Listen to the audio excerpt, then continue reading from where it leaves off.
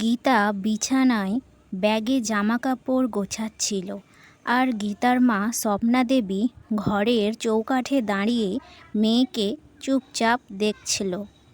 গীতা মাকে দাঁড়িয়ে থাকতে দেখে মাকে বলল, মন খারাপ করো না মা, আমি তো মাসে মাসে তোমার সাথে দেখা করতে আসবো। চিন্তা কি সাধে হচ্ছে? গুরুদেব পই পই করে মানা করেছে তোকে যেতে।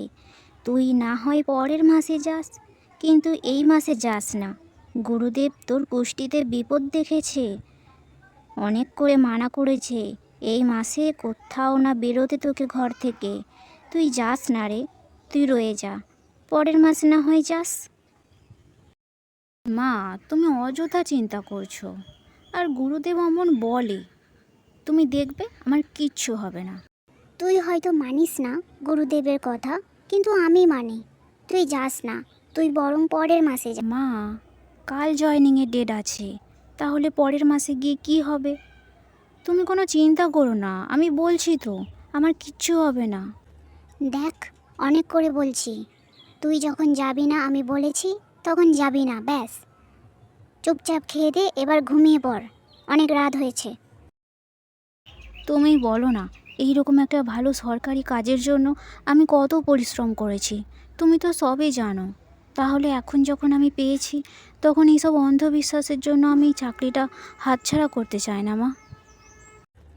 দেখ, অনেক করে বলছি, তুই যখন যাবি না আমি বলেছি তখন যাবি না, ব্যাস। না মা, যেতে তো আমাকে হবেই, তুমি যতই বারণ করো।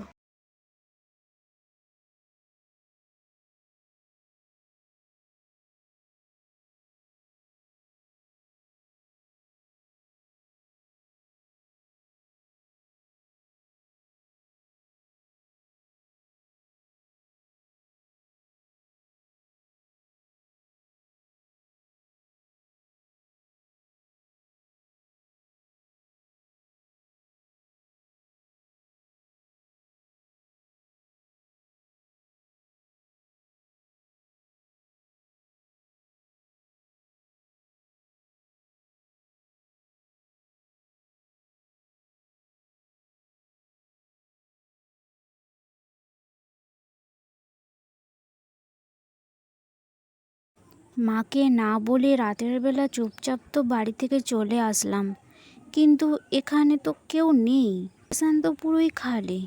কাউকে যে জিজ্ঞাসা করব, এখানে তো কাউকে দেখতেই পাচ্ছি না।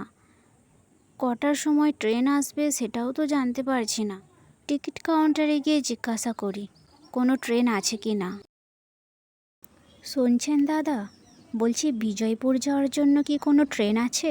না, আর কোনো ট্রেন নেই।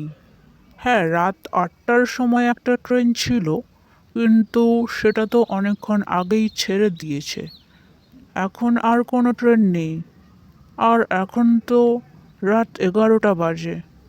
আপনি বরঞ্চ কাল সকালে আসুন, সকাল 10টার সময় একটা ট্রেন আছে। কিন্তু দাদা, আমার তো আজই বিজয়পুরে ট্রেন দরকার, আর কাল 10টায় তো আমার সেখানে কাজের জয়েনিং।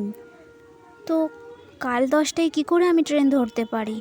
আমার তো আজকেই পৌঁছাতে হবে ওখানে।